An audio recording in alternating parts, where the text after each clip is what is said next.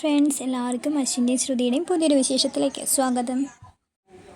അപ്പോൾ അഞ്ജലി ഉറങ്ങിയെന്ന് ഉറപ്പ് വരുത്തിയിട്ട് ശ്യാം അലമാരയിൽ നിന്ന് ആ ഡെപ്പ എടുക്കുകയാണ് കേട്ടോ. തേളിനാക്കി വെച്ചിട്ടുണ്ടായിരുന്ന ആ ഡെപ്പ എടുത്തിട്ട് അഞ്ജലി നോക്കിയിട്ട് ഇങ്ങനെ പറയുകയാണ്, എന്ത് ചെയ്യാൻ അഞ്ജലി മോളെ, ഇന്ന് നീ മരിക്കാൻ പോവാണ്. എനിക്ക് നിന്നെ കൊല്ലണമെന്ന് തീരെ ആഗ്രഹമില്ല. പക്ഷേ നീ ജീവിച്ചിരുന്ന് കഴിഞ്ഞാൽ എനിക്ക് ശ്രുതിനെ കിട്ടില്ല. എനിക്ക് നീ വേണ്ട, എനിക്ക് ശ്രുതി മതി എൻ്റെ ഭാര്യയായിട്ട്. അതിന് നീ മരിച്ചേ പറ്റൂ എന്നൊക്കെ പറഞ്ഞിട്ട് അഞ്ജലിനെ നോക്കിയിട്ട് ഇങ്ങനെ ചിരിച്ചുകൊണ്ട് ഇങ്ങനെ മനസ്സിലിങ്ങനെ പറഞ്ഞുകൊണ്ടിരിക്കുകയാണ്.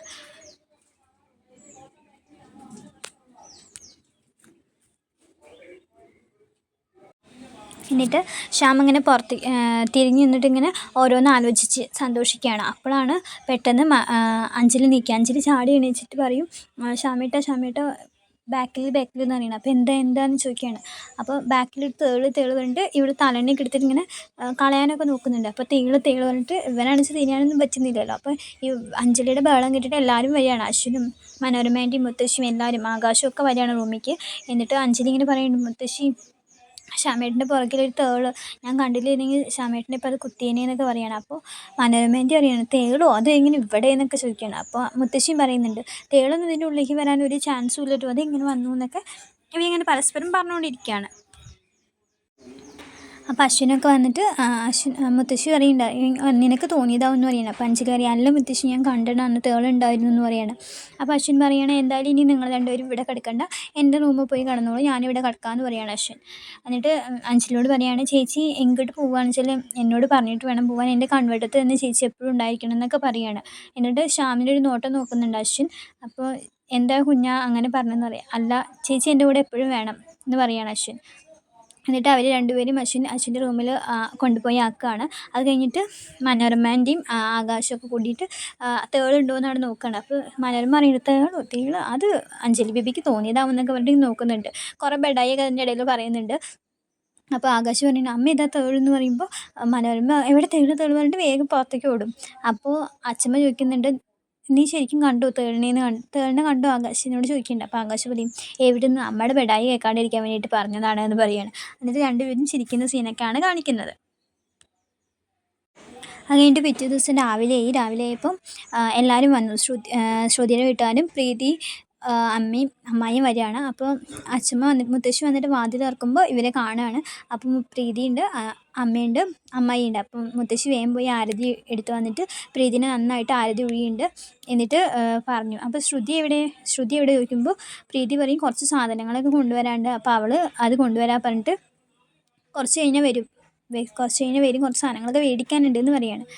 ഞങ്ങളെ കൊണ്ട് അവൾ ഒന്നും ചെയ്യിക്കുന്നില്ല, ഒക്കെ അവൾ ചെയ്യാൻ പറഞ്ഞിട്ട് അവൾ തന്നെ ഒറ്റയ്ക്ക് കൊണ്ടുവരാമെന്ന് പറഞ്ഞിരിക്കുകയാണെന്ന് പറയുകയാണ്. അപ്പം മുത്തശ്ശി പറയുന്നുണ്ട്, ശരിക്കും ഈ ചടങ്ങ് നിങ്ങളുടെ വീട്ടിൽ വെച്ചിട്ടാണ് നടക്കേണ്ടത്, മൈലാഞ്ചി ചടങ്ങൊക്കെ നിങ്ങളുടെ വീട്ടിൽ വെച്ചിട്ടാണ് നടക്കേണ്ടത്, പക്ഷേ കുഞ്ഞിനെ ഒരേ നിർബന്ധം ഇവിടെ തന്നെ വെച്ച് നടത്തണമെന്ന്.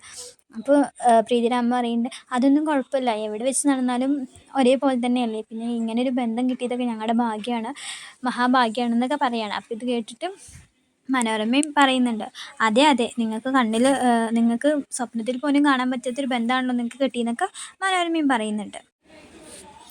അങ്ങനെ പറയുകയാണ്. അപ്പോൾ മഹാഭാഗ്യമാണ് കിട്ടിയിരിക്കുന്നതെന്ന് മനോരമ പറയുമ്പോൾ മുത്തശ്ശി പറയുന്നുണ്ട്, ആ ഭാഗ്യം ആദ്യം കിട്ടിയത് നിനക്ക് തന്നെ അല്ലേ എന്ന് പറയുകയാണ്. മനോരമേനെ കുത്തിയിട്ട് പറയുകയാണ്. അപ്പം മനോരമ മനസ്സിൽ പറയുന്നുണ്ട്, ഓൾഡ് ലേഡി എന്നെ കിട്ടുന്ന അവസരം എന്നെ കുറ്റം പറയാൻ എടുക്കുകയാണെന്ന രീതിയിൽ മനോരമ പറയുകയാണ്. അത് കഴിഞ്ഞിട്ട് അച്ഛമ്മ ചോദിക്കുന്നുണ്ട്, എന്താ പ്രീതിയുടെ മുഖത്ത് ഒരു സന്തോഷമില്ലാത്തൊരു വിഷമം പോലെയെന്ന് ചോദിക്കുകയാണ്. അപ്പോൾ പ്രീതി പറയുകയാണല്ലോ, അച്ഛൻ ഇതിലൊന്നും പങ്കെടുക്കാൻ പറ്റുന്നില്ലല്ലോ എന്ന് പറഞ്ഞിട്ട് പ്രീതിക്കൊരു വിഷമമുണ്ട്. അപ്പോൾ അച്ഛൻ പറയും, അത് കുഴപ്പമില്ല, അച്ഛന് വയ്യാത്തതുകൊണ്ടല്ലേ എന്നൊക്കെ പറയുന്നുണ്ട്.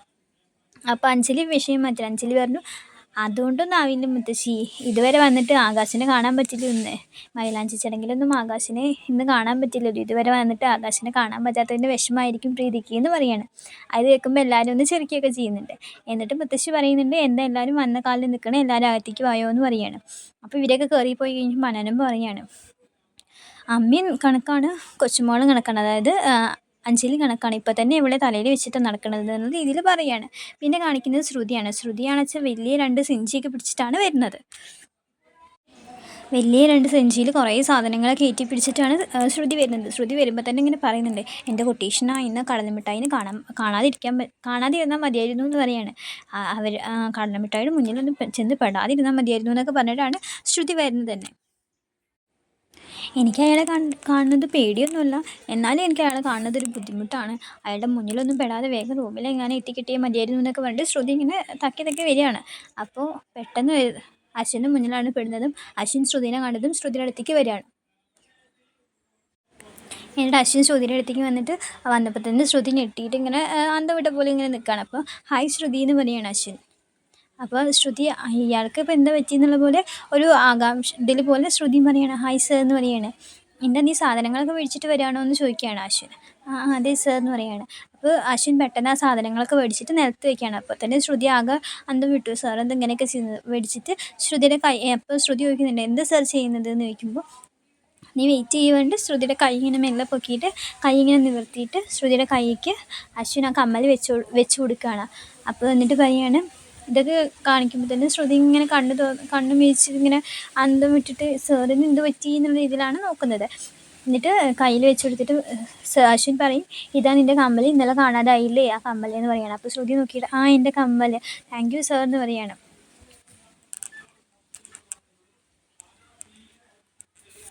പിന്നെ താൻ മത്സരത്തിൽ വിജയിച്ചു എന്ന് വിചാരിക്കണ്ട. അതിനെന്താ, ഞാനല്ലേ മത്സരത്തിൽ വിജയിച്ചത്. ആ നടരാജ വിഗ്രഹം മുത്തശ്ശി എനിക്കാണല്ലോ തന്നത്, അതിന്റെ വീട്ടിലുണ്ട് എന്ന് പറയാണ്. അതെ, മത്സരം കഴിഞ്ഞിട്ടില്ല, തുടങ്ങിയേ ഉള്ളൂ. സാർ എന്തൊക്കെയാ പറയണത്? മത്സരം കഴിഞ്ഞല്ലോ, അതുകൊണ്ടല്ലേ എനിക്ക് സമ്മാനം കിട്ടിയത്. അത് ഞാൻ കൂടെ ഡാൻസ് കളിച്ചോണ്ടല്ലേ താൻ ജയിച്ചത്. സാർ അങ്ങനെയൊന്നും പറയണ്ട സാർ. കൂടെ വന്ന് ഡാൻസ് കളിക്കാൻ ഞാൻ സാറിനോട് പറഞ്ഞു, എന്നിട്ട് കളിച്ചു, എന്നെ സഹായിച്ചു.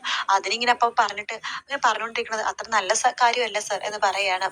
അതിനുശേഷം ശ്രുതി പറയണ്ട്, സാറ് വന്നില്ലായിരുന്നെങ്കിൽ ഞാൻ തന്നെ അത് ജയിച്ചാനെ എന്ന് പറഞ്ഞിട്ട് ശ്രുതി അവിടുന്ന് പോകും കേട്ടോ. പോയിട്ട് ഒന്ന് തിരിഞ്ഞു നോക്കുന്നുണ്ട് അശ്വിന് ശ്രുതിനെ നോക്കുവാണ്. ചെറിയൊരു ചിരി രണ്ടുപേരുടെ മുഖത്ത് വരുന്നുണ്ട് കേട്ടോ. ശ്രുതി നാണത്തോടു കൂടി തന്നെ അകത്തേക്ക് കയറി പോവുകയാണ്. ശേഷം കാണിക്കുന്ന ആകാശിനെയാണ്. ആകാശിനെങ്കിൽ അങ്ങോട്ടും ഇങ്ങോട്ടും ഇങ്ങനെ നടന്നുകൊണ്ടിരിക്കട്ടോ. ആ സമയത്ത് എനിക്ക് വരുന്നുണ്ട്, എന്താ ആകാശ് ബ്രോ ആകെ ടെൻഷനായിട്ട് നടക്കണതെന്ന് പറയുമ്പോൾ ഒന്നുമില്ല, ഓരോരോ ആചാരങ്ങളെ. ആചാരം അതാരാ? അച്ചാരം അല്ല, ആചാരം, കസ്റ്റംസ്. ഓ അതാണോ? അല്ല ഇപ്പൊ എന്ത് പറ്റി എന്ന് ചോദിക്കുമ്പോഴേക്കും, അല്ല മെഹന്തി ഇടുന്ന സ്ഥലത്തേക്ക് ആണുങ്ങൾക്ക് പ്രവേശനം ഇല്ല അത്രേ. പിന്നെ എന്തിനാ മെഹന്തി ഇവിടെ വെച്ചിടുന്നത്? അവർക്ക് വല്ല അവരുടെ വീട്ടിൽ പോയി ഇട്ടുകൂടായിരുന്നോ? പിന്നെ ഇതിന് ഇങ്ങോട്ട് കൊണ്ടുവന്നത് അവരെ? എനിക്കങ്ങ് പ്രീതിനെ കാണാതിരിക്കാൻ പറ്റുന്നില്ല. അത് പ്രോ പറഞ്ഞ ശരിയാണ്, എനിക്ക് ശ്രുതിനെ കുമാരിനെ ഒന്ന് കാണണമായിരുന്നു. ശ്രുതിനെയും കാണാൻ പറ്റുന്നില്ല എന്ന് പറയാണ്. ഒരു കാര്യം ചെയ്താലോ പ്രോ, നമുക്ക് അവിടെ വരെ ഒന്ന് പോയാലോ?